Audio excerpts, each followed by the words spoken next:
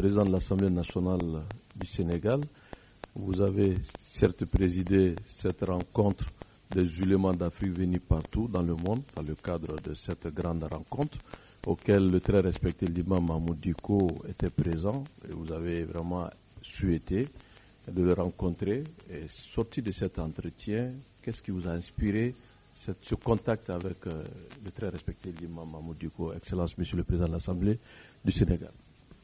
Vous savez, en tant que musulmans croyants, nous devons tout rendre au Seigneur Allah. Parce que c'est Dieu qui a organisé aujourd'hui, à ce moment-ci, la rencontre entre le très respecté imam Mahmoud Dicko et moi-même. Nous nous sommes rencontrés hier à la conférence, lorsque la séance d'ouverture a été levée. Et c'est comme si nous nous connaissions depuis 40 ans. Parce que moi, je le connaissais à distance, puisque je l'ai vu faire un sermon un vendredi. Ça a été diffusé dans Africable le soir chez moi, j'étais assis. Ce jour-là, j'ai dit, Alhamdulillah, Rabbil Alamin, celui-là, il faut que je fasse sa connaissance, si Dieu le veut. Ça a pris 1 an, 2 ans.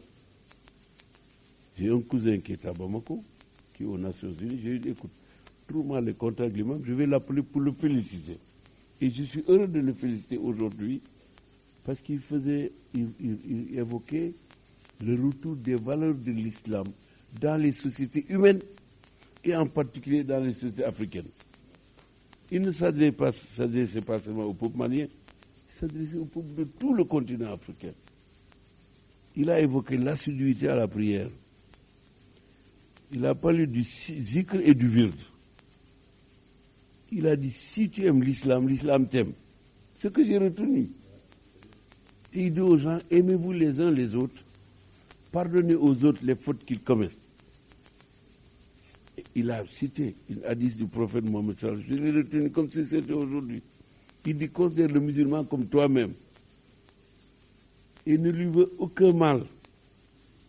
S'il est blessé, aide-le à se soigner. Si tu as un peu plus que lui, donne-lui une part de ce que tu as. J'ai suivi ça du début à la fin. Et Dieu a fait aujourd'hui que je le reçoive ici, à mon bureau à l'Assemblée nationale. Ce qui nous a amené hier à cette séance d'ouverture, le chef de l'État était absent. Il était en Turquie. Et comme je suis la deuxième personnalité, je le dis avec modestie, de l'État, quand il n'est pas là, c'est moi qui suis là. Et c'est lui qui avait prévu d'aller présider cette cérémonie. Comme il ne pouvait pas être là, la Ligue islamique mondiale m'a demandé d'aller le remplacer, et lui-même m'a chargé d'aller le remplacer. Donc c'est 2 volontés islamiques qui se sont rencontrées, et j'ai été délivrer ce message. Et dès que la séance a été levée, l'imam est venu à moi, et nous nous sommes rencontrés. Et ce n'est pas la première fois, la dernière fois que ça se fera, Inch'Allah. On aura d'autres contacts encore, parce que c'est pour enrichir, consolider, élargir, densifier les actions islamiques que nous devons poser. Voilà. Là, c'est une dernière question. Nous avons,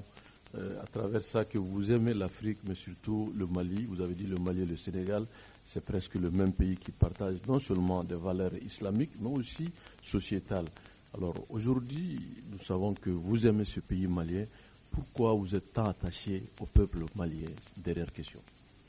Au XIIIe siècle,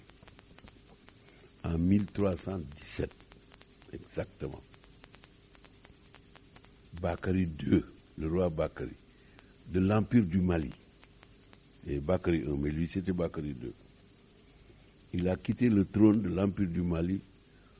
pour le passer à Kankamoussa. Il a décidé de traverser la mer là pour aller découvrir l'Amérique avec 2000 citoyens maliens. Et à ce moment-là, l'Empire du Mali partait de Dakar jusqu'au-delà de N'Djamena. L'Empire du Mali partait des côtes africaines ici, de l'Afrique de l'Ouest, jusqu'au-delà de Niamey. Il n'y avait pas de frontières. Donc nous sommes tous des Maliens. C'est en 1444, quand les Portugais sont venus, qu'ils ont découpé des frontières plus ou moins sur la côte maritime parce qu'ils n'osaient pas aller loin. Ils ont mis des comptoirs le long jusqu'au Bénin actuel. Ils ont installé des comptoirs. C'est eux,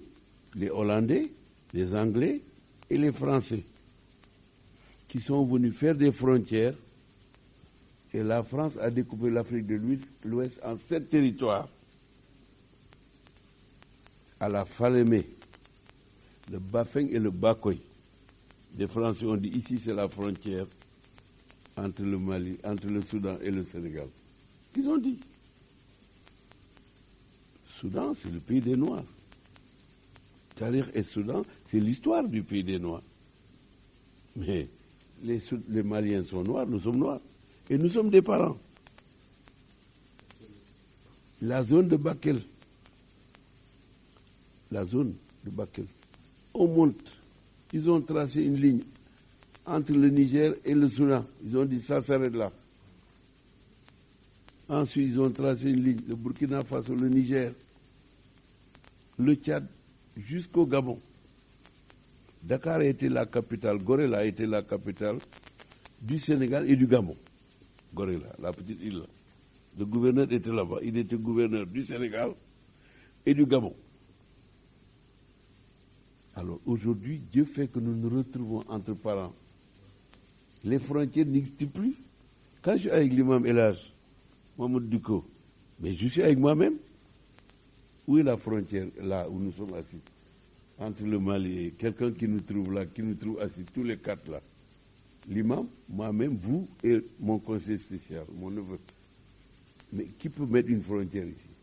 Donc les frontières ont disparu. Et nous prions pour que ce qui se passe au Mali prenne fin le plus rapidement possible, pour que le peuple malien ait le temps d'assurer son développement. Nous sommes 15 pays en Afrique de l'Ouest, depuis la Mauritanie jusqu'au Bénin et au Togo. Nous connaissons des difficultés, les difficultés du développement et du sous-développement. Mais pour que nous ayons le temps de nous occuper, comme les autres, de développer nos pays, il faut qu'on ait la paix. Attention, ce qui se passe au Mali ne concerne pas seulement le Mali. Il concerne tous les pays africains et plus particulièrement les pays voisins du Mali. Attention, au Sénégal, nous réfléchissons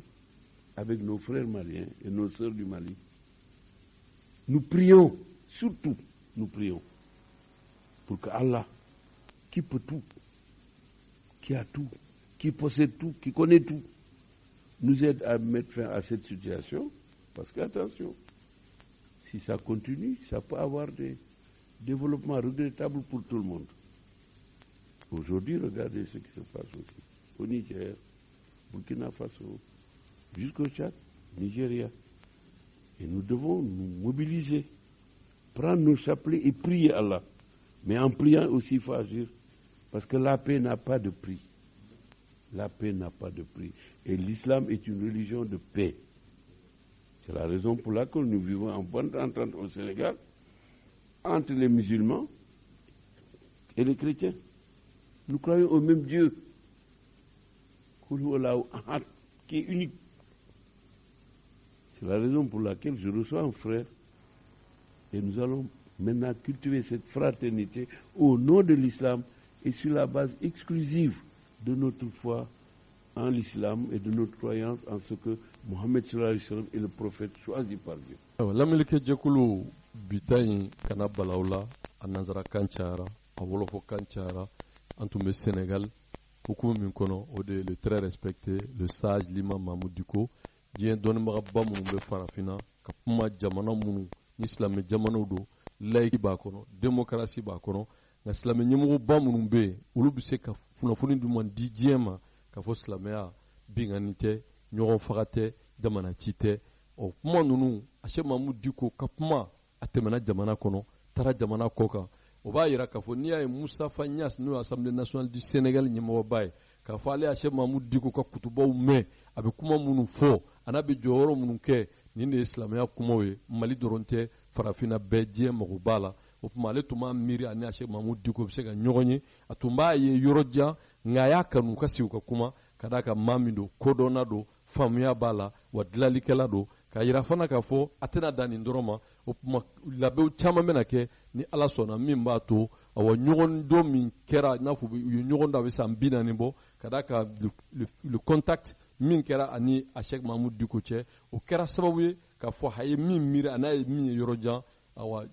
Achec Mahamudu Dicko yɛrɛ a ka ɲɛnamaya a n'a kɛcogo o bɛ maa hakili sigi diinɛ ko la a bɛ maa hakili sigi jamana ko la nka a bɛ maa hakili yɛrɛ sigi adamadenya kɛcogo ɲuman na o de y'a to Musafa Ɲas n'ale ye Sénégal Assemblée nationale ɲɛmɔgɔba ye a ye min fɔ nanzarakan na a kumaba o ye nin ye ka tila k'a fɔ min ye Mali ye k'a fɔ Mali olu yɛrɛ maliyɛn ka d'a kan n'i ko empire du Mali a bɛ daminɛ kabini Sénégal a kɔgɔjida la fo ka taa se Niger fo ka taa se Tchad ma nanzara de nana k'a fɔ nin ye Mali ye nin ye Sénégal ye nin ye Sudan ye nin ye nin ye nin ye nin ye o tuma o b'a jira k'a fɔ ni ko min ye Mali sɔrɔ o ye olu sɔrɔ kɛrɛnkɛrɛnnena o ye farafinna sɔrɔ nka kɛrɛnkɛrɛnnena min ye Sénégal Mali dafɛ jamana minnu n'o dɔ ye Sénégal ye n'o dɔ ye Burukina n'o dɔ ye Niger n'o dɔ ye Côte d'Ivoire n'o dɔ ye Mauritanie ye n'o dɔ ye Algérie k'a fɔ ko mana Mali sɔrɔ a bɛ se ka nin bɛɛ sɔrɔ o tuma maa si man ka sɔn ka Mali lajɛ ka to nin gɛlɛya in na o nin ye maa wɛrɛw ye minnu yɛrɛ ye nin fɔ o tuma anw yɛrɛ ka jamana kɔnɔ bi aw bɛɛ ɲɛ b'a la jamana bɛ gɛlɛya la maaw de bɛ wele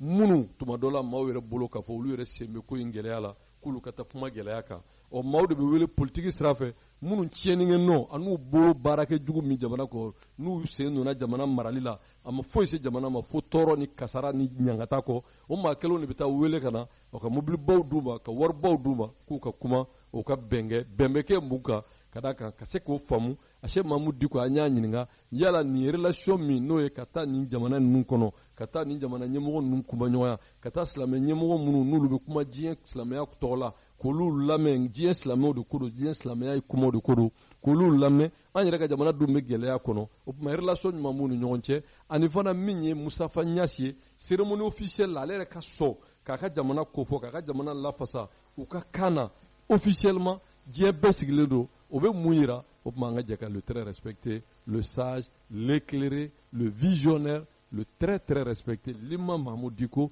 qui devient vraiment aujourd'hui une autorité africaine et voire pas exagéré de dire mondiale ka d'a kan mɔgɔ min y'a fɔ alors bɛɛ b'a dɔn lui il a une dimension internationale c'est le président de l'Assemblée nationale du Sénégal à l'occurrence Musafa Ɲas aw y'o mɛn minnu bɛ nanzarakan mɛn nka Achec Mahamudu Dicko an y'a yɛrɛ ɲininka mɛn da ye mɛn tigila ye a ye min fɔ ale ni Musafa Ɲas ka sigi ka kuma ani sababu min y'a la taa Dakar fo ka taa se o secrétaire général min n'o ye Ligue islamique ɲɛmɔgɔba ye ɔ an ka jɛ ka Achec Mahamudu Dicko lamɛn mɛn da ye mɛn tigila ye. Alhamdulillah an balima silamɛ lamɛnnikɛ jɛkulu an y'a fɔ an ka jɛmukan tɛmɛna k'a fɔ le très respecté l'imam Mahamudu Dicko a ye tagama kɛ ka taa Dakar o an y'a kanu bi k'o kunnafoniw lase aw ma aw minnu bɛ jamana kɔnɔ n'o ye maliyɛnw ye mais sira wɛrɛw fɛ minnu fana b'an lamɛn connexion sira fɛ www.alakamatɔn.com bɛɛ lajɛlen ka se ka nafa sɔrɔ kunnafoni na k'aw hakili k'a fɔ a nana baara min na o ye conférence ba min n'o kɛra Ligue islamique mondiale fɛ ka dɔnnibagaba minnu bɛ farafin jamana na kɛrɛnkɛrɛnna Afrique occidentale k'olu wele sigi bolila fɛn minnu kan ni laɲini minnu b'a la an b'a fɛ k'o ɲininkali lase aw ma aw ka se ka faamuyali sɔrɔ a la ka se k'o faamu sa an y'a kanu ka le très respecté l'imam Mahamudu Dicko k'ale yɛrɛ ɲininka président nin kuma ɲɛbila ninnu mɛnnen kɔfɛ fɔlɔ an b'i fɔ salamu aleykum. wa aleykum salam wa rahmatullahi wa barakatuh. awa min ye i ka Dakar nali ye sigi in bolila fɛn min kan an b'a fɛ ka kunnafoni sɔrɔ a la maaw b'a mɛn k'a fɔ Ligue islamique mondiale u ka nin sigi min kɛra Dakar sigi in kun ye mun ye a bolila mun kan tɔnnibaga minnu bɔra farafin jamanaw la an y'a ye maa min bɔra Mali la an ka yeli la o ye e ye o sigi in bolila mun kan. bismillahi rahmani rahim alhamdulillahi wassalatu wassalamu ala rasulillah assalamu alaikum wa rahmatullahi wa barakatuh. an bɛ allahu subhanahu wa ta'ala tanu ka barika da ala ye ka ɲini ala fɛ ala a k'a ka hinɛ n'a ka kisi a k'o caya alakira muhammad ka sallallahu alaihi wa sallam ani kira so dun bɛ sanimaw wa n'a jɛɲɔgɔn ɲumanw ala ma yafara an bɛɛ lajɛlen ma ala ma an bɛɛ na sawaba n'o bɔra la ka aw bɛɛ lajɛlen fo ni alisilamɛya foli ye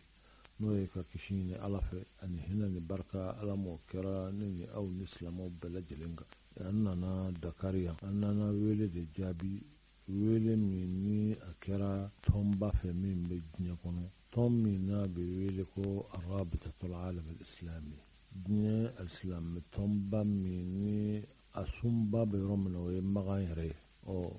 olu bureau b'u bolo dɔw bɛ ayiwa Dakar, dɔw bɛ sɔrɔ yɔrɔ dɔw la diɲɛ fan bɛɛ lajɛlen fɛ u ka lasigidenw bɛ yen waati ni waati u bɛ fara ɲɔgɔn kan u bɛ maaw wele yɔrɔ dɔ la wele min kɛra sen na a kɛra Dakar ko in yɛrɛ a ɲɛmɔgɔba n'o ye Rabitatul Alam Islami a secrétaire général o yɛrɛ nana ayiwa mɔgɔw wele ka bɔ jamana caman na n'a fara ɲɔgɔn kan ka hakili jakabɔ kɛ alisilamɛya diinɛ min ni Ala y'a don an garijɛgɛ la ni anw jɛlen b'a la a jɔyɔrɔ ye min ye hadamadenya yɛrɛ dilali la ani lafiya sabatili la ani ka balo ɲɔgɔn ka hɛrɛ la o sabatili la o alisilamɛya bɛ hakili ɲuman minnu di o la ayiwa ani diɲɛ yɛrɛ bɛ taabolo minnu ka bi o ka kan ka faamu cogo min sigi in kɛ a kɛra o de kan alhamdulillah ne ni e yɛrɛ bɛ ɲɔgɔn kan ko in na an nana ko in baara ninnu daminɛna Senegal jamana mɔgɔw ye baara in kɛ baaraba ye walasa jamana ɲɛmɔgɔw de tun ka kan ka baara in ɲɛmɔgɔya ta a yɛrɛ bɛ taamana nka u ka jamana président de l'Assemblée nationale o de ye baara ninnu dayɛlɛ ka fara ayiwa tɔnba in a ɲɛmɔgɔba kan n'o ye Magankan yɛrɛ ye n'o ye tɔn secrétaire général ye n y'a f'i ye cogo min na baara ninnu bɛɛ lajɛlen bɛ tɛmɛ min kan o ye ayiwa silamɛya a jɔyɔrɔ min bɛ se ka kɛ lafiya ni basigi ni ayiwa bolo ɲɔgɔn ka hɛrɛ la diɲɛ kɔnɔ diɲɛ min bɛ ka yɛlɛma ka taabolo kuraw ta cogo min o de don. ayiwa président jamanadenw ka se ka nafa sɔrɔ ko in na kosɛbɛ an y'a kanu sigi ninnu tiɲɛ don ni sigibaw kɛra dɔnnibaga sigiw don laɲini minnu fana b'a la i da magara la ka fɔ silamɛya bɛ se ka kɛ sababu ye ka na ni basigi ni lafiya ye maaw ni mɔgɔw ka se ka jɛw kɛ silamɛya ka hakililaba minnu bɛ yen o ka se ka faamu cogo ɲuman na nka n'i ye silamɛ jamanaw ta k'a lajɛ bi a ka gɛlɛn bɛ silamɛ jamana min ye ni mankan t'a kɔnɔ ni mankan tɛ min kɔnɔ i b'a sɔrɔ pressionbaw b'o jamanaw kan kɛrɛnkɛrɛn na anw ka farafin jamanaw la n'o ye Sahara kɔnɔna in ye gɛlɛya caman b'a la an yɛrɛ ka jamana b'o gɛlɛya in na Ala ka bɔda di jamana ma nka ne tun b'a fɛ k'e ɲininka n'i ye nin hakilila ninnu ta k'a lajɛ i b'a dɔn ka fɔ kuma caman b'a la an bɛna se o yɔrɔ ma ka da ka sigi in bannen i ni maaba caman ɲɔgɔn o dɔ ye président de l'Assemblée nationale du Sénégal i n'a sigira i n'a kumana a audience accordé ye min ye secrétaire général de Ligue islamique mondiale o fana y'i bisimila o kumana nka yanni an ka se o parti ma ɲininkali la n tun b'a fɛ k'a dɔn e yɛrɛ bolo nafa jumɛn sera ka sɔrɔ sigi in na n'o bɛ se ka kɛ somɔgɔ sama ye ka ɲɛsin anw yɛrɛ ka jamana ma anw ka jamana mago b'o la bi kosɛbɛ n'o ye basigi ni lafiya ye. oui Ala k'an bɛn sababa ma nafa min sɔrɔla la o de ye baara min ni a kɛra laɲini min b'a la o laɲini bi tiɲɛ don diɲɛ alisilamɛ jamanaw bɛɛ mago b'a la nka kɛrɛnkɛrɛnyala anw ka jamana in mago b'a la bi n'i y'a ye ne y'a ɲini ne ni secrétaire général ni ka sigi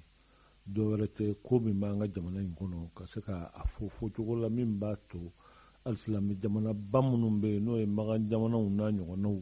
olu bɛ se ka an boloma dɛmɛ ni hakili ni fɛɛrɛ ni kɛcogo ye cogo min hakili sigi ani basigi o bɛ se ka sɔrɔ anw fɛ parce que ni jamana bɛ ni lahalaya ninnu na mago bɛ dɛmɛ na mago bɛ hakili sigi la a mago b'a la k'a dɔn k'a kelen tɛ anw ka jamana ma kan ka to ayiwa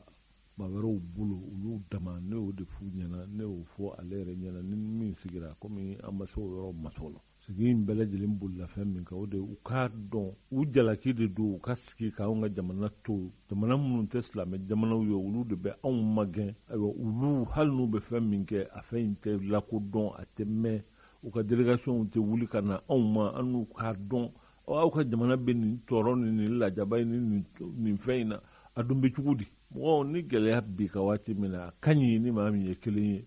ye ni maa min n'i b'a jigi k'aw bɛɛ ye kelen ye i k'o tigilamɔgɔ ye i kɛrɛfɛ u yeli m'a fɔ k'u tɛ fɛn kɛ dɛ nka on ne laisse pas u tɛ peut-être u ni jamana faamaw de bɛ kuma n'o tɛ jamana yɛrɛ denw tɛ ka an t'u santi an t'u y'an kɛrɛfɛ komi an b'a fɛ k'u ye ka se hakɛ min na. président an tɛna kuma min tɛmɛna ni Ligue islamique mondiale secrétaire général an tɛna fɔ an bɛna ɲininka o détails la nka i y'a jira k'a fɔ aw sigira o kuma na sigi in i y'a hakilila belebelew fɔ a la k'a fɔ min bɛ se ka kɛ sababu ye Arabi Saoudite ye silamɛ jamanaba ye Mali bɛ gɛlɛya la u bɛ se ka dɛmɛ ɲumanw kɛ min b'a to a b'an ka jamana nafa an tɛna walawalali ko la nka i ye sigi wɛrɛ fana kɛ n'o bɛ tali kɛ Sénégal Assemblée nationale président yɛrɛ n'o ye Moustapha Niasse ye ale de bilara jamana kuntigi yɛrɛ nɔ la n'o ye wa président Macky Sall ye o tun bɛ tagama la ale de ye fɛn in présider nka o bɛɛ lajɛlen kɔfɛ a y'a kanu n'a ka ɲɔgɔn ye ko assemblée nationale la an yɛrɛ tun bɛ kɛnɛ kan an ye ɲininkali minnu ɲɛsin a ma o kɛra tubabukan na an n'o tugu nin émission in na yann'o cɛ ne tun b'a fɛ k'i ɲininka min ye Sénégal assemblée nationale ye o président a k'a kanu n'a ka kuma in bolila mun kan laɲini jumɛn b'a la a yɛrɛ ye min fɔ an n'o lamɛn yanni an k'o lamɛn e yɛrɛ bolo min ye Sénégal président n'o ye assemblée nationale président ye a k'a kanu n'a ka ɲɔgɔn ye aw ka kuma in yɛrɛ a bolila mun kan laɲini jumɛn b'a la e yɛrɛ b'a bila minɛn jumɛn kɔnɔ. Ala k'an bɛn sababa ma i y'a dɔn nin ko ninnu ye Ala ka latigɛw ye an nana min y'an wuli ka na yan o ye conférence in de ye an welelaw de la an nana la komi Ala y'a latigɛ ale de ka conférence in dayɛlɛ a dayɛlɛ in ka ban ne gɛrɛla la an ye ɲɔgɔn fo o foli in de senfɛ ale ye ne ye a y'a jira k'a fɔ ko kabini san 1 ni kɔ tari san 2 yɛrɛ ale tun y'a ɲini ne ka numéro ka se ka sɔrɔ pour que a k'an wele ne n'a ka kuma parce que a delila k'a ye ne bɛ kuma na hakilila télé dɔ la a ye min fɔ kuma o kɛra sababu ye a y'a kanu an ka ɲɔgɔn ye o ni Ala ye nati bi Sénégal Ala y'a latigɛ a yɛrɛ fana ka na nin ko in na o kuma tiɲɛ yɛrɛ la a b'a kanu an ka sigi ayiwa ne n'a ka baro o kɔni de nana ni sigili ni sababu ye komi a kuma ninnu bɛɛ lajɛlen kɛra i yɛrɛ ɲɛna fɛ n dogolen t'a la kɛra sababu ye ayiwa ka yɔrɔnin kelen ka danaya don an ni ɲɔgɔn cɛ ayiwa ka ɲɔgɔn kanu don an ni ɲɔgɔn cɛ ka jira k'a fɔ ko bon Sénégal ni Mali a bɛɛ ye jamana kelenw ye an tabiyaw ye kelen ye an lahalayaw ye kelen ye tiɲɛ yɛrɛ la barrière ma kɛ an ni ɲɔgɔn cɛ an kɔni ye ɲɔgɔn ye vraiment a kɛra komi n'a sɔrɔ an bɛ ɲɔgɔn dɔn san caman ka kɔn k'a sɔrɔ ne n'a ma deli ka sigi ne nin sigilen tɛ voilà ma wuli fana ko n bɛna ale de lajɛ dɛ n nana weleli in de laminɛ n'o ye silamɛya conférence min bɛ kɛ yan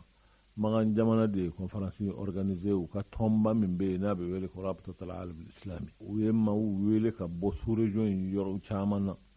Ala y'a latigɛ Mali maa min welela la o kɛra ne ye o de senfɛ ne n'ale balila ka ɲɔgɔn ye a yɔrɔ in na ye o de nana ni ɲɔgɔn ye in kɔni sababu ye a tɛ komi a ye n wele n ka na Sénégal an ka ɲɔgɔn ye ayi a ye n ye o yɔrɔ de la a y'a kanu n'a ka ɲɔgɔn ye wa an ye ɲɔgɔn ye fana ayiwa nafa kuma caman bɔra a la.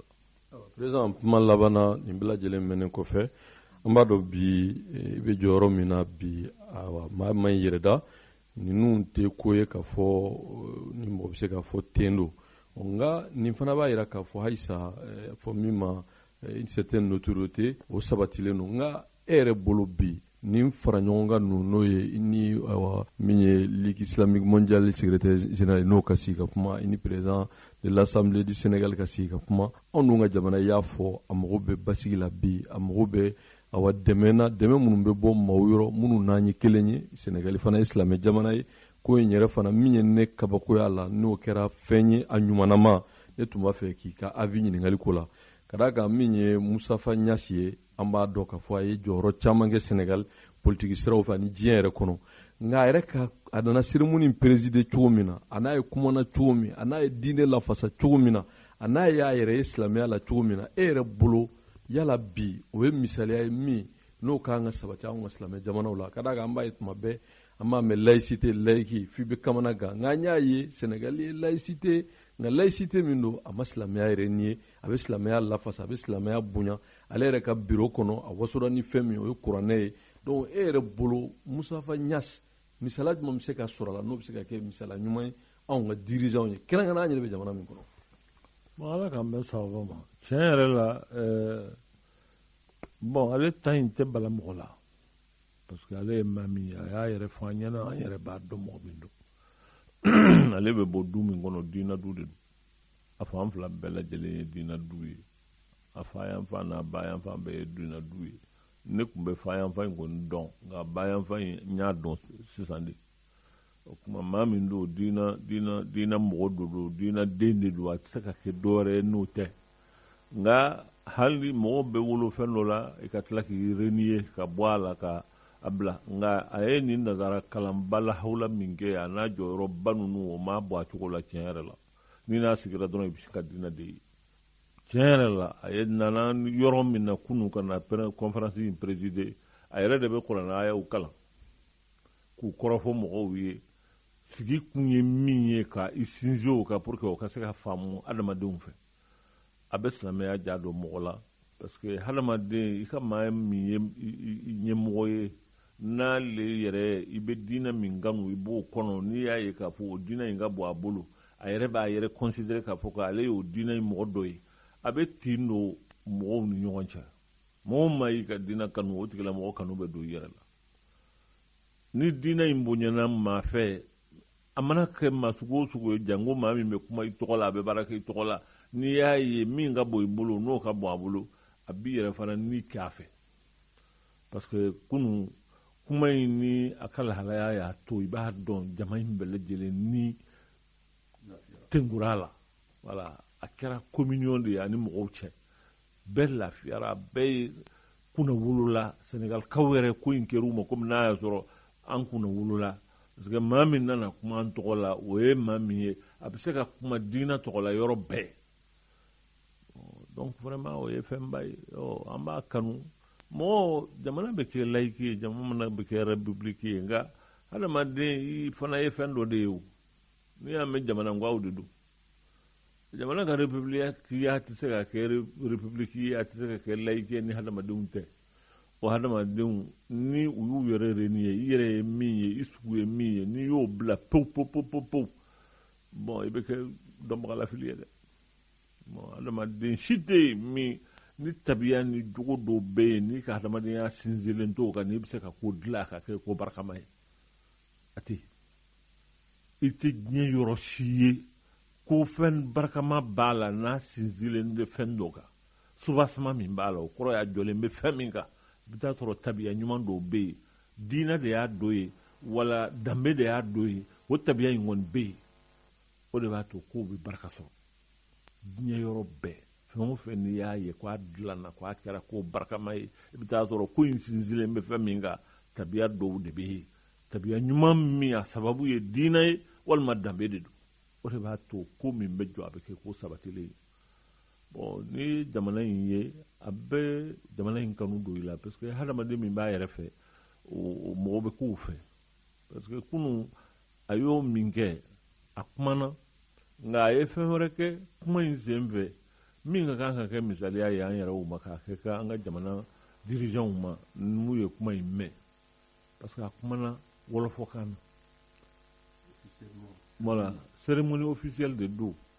ale de nana président nɔna kan o kan bɛ fɔ diɲɛ na Mustafa Ɲase b'a bɛɛ mɛn a bɛ se ka Portugal kan mɛn a bɛ se ka anglais kan fɔ a bɛ se ka espagnol fɔ a bɛ se k'a bɛɛ fɔ maa min ye san 10 ni kɔ kɛ ministre des affaires étrangères la o bɛ diɲɛ kan bɛɛ mɛn nka a y'a kanu ka kuma wɔlɔfɔkan na sali in na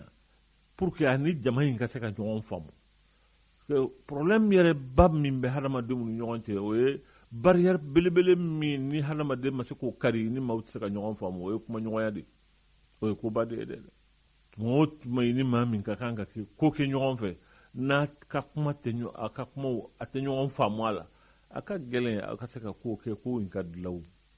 i bɛ min fɔ ne t'a faamu i bɛ min fɔ a tɛ don na i bɛ min fɔ n ka yecogo tɛ ne bɛ se ka jɛ ka ko jumɛn dilan ka gɛlɛn nka ni min fɔra i fɛ ni n y'a faamu ka ban ɲɔgɔn faamu ye o yɛrɛ y'a damana problème caman de dilanla o la ni adamadenw sera ka ɲɔgɔn faamu bon ɲɔgɔn faamu dun a ka gɛlɛn a ka kɛ fo min bɛ fɔ dɔ in fɛ o k'a sɔrɔ i yɛrɛ b'o faamu a mɛnni ka di i ye ni ala ka mɛn sabɔ n balima lamɛnli kɛ jɛkulu n b'a jigi bɛɛ lajɛlen ye faamuyali kɛ ninnu ye kunnafoni ye minnu n'a bɛ tali kɛ an ka jamana ni jamana wɛrɛ koɲɛw nka n'i ye ko in bɛɛ fara ɲɔgɔn kan ka le très respecté l'imam Mahamudu Diko lamɛn i b'a faamu k'a fɔ problème min b'an ka jamana kɔnɔ ko saba don a fɔlɔ ye min ye jamana si tɛ jɔ bɛɛ b'o dɔn i ye diɲɛ kalanw kɛ o i ye kitabu kalan kɛ o i ye diinɛ mɔgɔ ye n'i ta in tɛ k'a fɔ dɔrɔn birisa ɲagami yɛrɛsago kuma ye fo i bɛ kuma ni diinɛ kuma ye ni diinɛ dalu ye i b'a dɔn jamana si tɛ jɔ kalon kan jamana si tɛ jɔ popapo kan jamana si tɛ jɔ corruption kan jamana si tɛ jɔ k'a fɔ référence t'a la aw arabukan mana o ko marjiya n'o ye référence ye bon n'i y'o ko ta k'a lajɛ an ka jamana ka repère ye mun ye an ka fɔ ɲɔgɔn ye kɛ jamana min n'i y'a tariku kalan n'o ye a histoire ye kana taa yɔrɔ jan avant la pénétration de la colonisation anw ka jamana identité de tun b'a la yanni tubabu kana nɛgɛ k'an na k'an siri k'an kɛ jɔn ye k'an coloniser k'an mara k'u ka kan wajibiya an kan ni maa min fana y'o kalan o de bɛ kɛ ɲɛmɔgɔ ye ni min ma kalan i bɛ to kɔfɛ o kɛra o ma kɛ wagati jan hali n'a ma kɛ min ɲɛna n'i ye livre kalan komi an tɛ kalan fɛ tugun i b'a dɔn k'a fɔ colonisation ye séquelle min bila an ka jamana na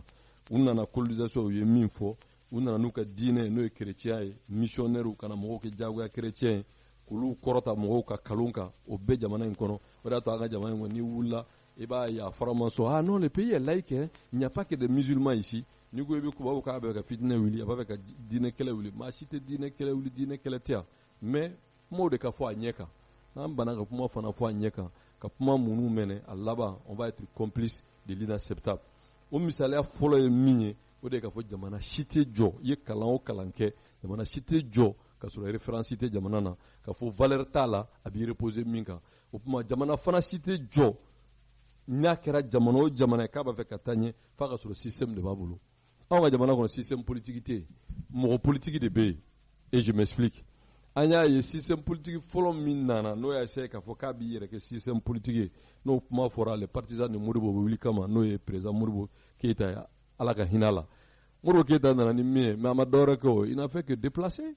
tubabu y'an tɔɲɔ tubabu man ɲi o ye tiɲɛ mais n'i taara tu ka taa socialisme scientifique ta ka taa chinois ni russiw ta ka na n'o ye k'i bɛ n'o fana bila option scientifique ta ka sɔrɔ repérew b'a la référencew banna o fana tɛ ɲɛ o de y'a to ale binnen san 8 mɔgɔw ye tɛgɛrɛ fɔ o dɔw bɛna fɔ ko non ko faransi ka complot don a donna ta a bɔra ta allons parlons-en o Modibo ka kalanden kelenw o de ma taa faransi wele ka na Jɔnkunda ye jɔn ye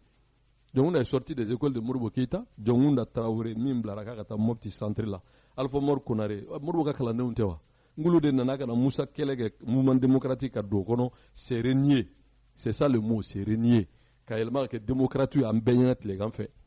olu nana u ye jamana mara san 30 mun bɔra la min bɔra la c'est la désolation parce que mɔgɔw tɛ min dɔn et ça je le dis mɔgɔw tɛ min dɔn maa caman tɛ min dɔn mais coup d'état fɔlɔfɔlɔ min kɛra yan nɔ Musa minɛnen coup d'état kɔfɛ mais mouvement démocratique de tɛ wa n ko Alpha de ye coup d'état kɛ yan nɔ intellectuellement ka fanga ta ka di ATT ma i yɛrɛ ka parti ADEMA force politique i bɛ fanga la aw yɛrɛ y'a fɔ yan bɛɛ y'a fɔ k'a part l'Afrique du Sud parti politique tun tɛ à son temps qui est plus structuré plus dynamique ka tɛmɛ ADEMA kan mais ADEMA tira indépendant fɛ n'o ye ATT par qui et par la commune de Alpha Mor Konare ko in ka dungo ye o kɛra an bɛɛ ɲɛna mouvement démocratique ye fanga ta ka fɛn o fɛn reprocher Musa Traoré la mauvaise gouvernance école tɛ yen kalan tɛ yen lakana tɛ yen ɲa mais a kɛra cogo di Modibo Musa Traoré ka école datugulen yɛrɛ u ka taa congé la o ma fisa an bɛ min na yan u bɛ ka ɲɔgɔn faga u bɛ mugu ci ɲɔgɔn na u bɛ fɛn bɛɛ kɛ kulu sanfɛ pas plus tard que cette semaine u ye ɲɔgɔn faga o bɛ sen na fagali impunité la donc o b'a yira k'a fɔ jamana in problème n'i y'a ye a tɛ taa a filanan fana ye min ye n y'a fɔ filanan o ye k'a fɔ système politique t'an bolo min bɛ mɔgɔ politique de bɛ yen mouvement politique min n'o ye ko k'a fɔ mouvement démocratique ou entre guillemets démocratique voilà l'heure bi la jamana binana na o yɛrɛ fana dɔrɔn tɛ a tɛ centre dɔn il n'est pas l'interlocuteur et puis a légitimité t'a la parce que min yɛrɛ y'a bila ka taa o yɛrɛ sigira cogo min bɛɛ b'o dɔn o ka mandat filanan bɛ lahala min na bɛɛ b'o dɔn ɔ min ye par dialogue politique ye u taara minnu fana wele ka na bila o ko in kunna o dun tɛ maa si la Pinochet n'u y'o wele ka na o fana ye Abdou Toumani Touré ka premier ministre kɔrɔ ye ale yɛrɛ kulu dɔ b'a bolo ko Ganda Hirik o bɛ Ganda je ne sais quoi ɔ min ye filanan ye n'o ye Baba Hakim ye ale kun ye ISRDA pro ADEMA candidat élection présidentielle la ma foyi sɔrɔ ɔ mɛnɛ min ye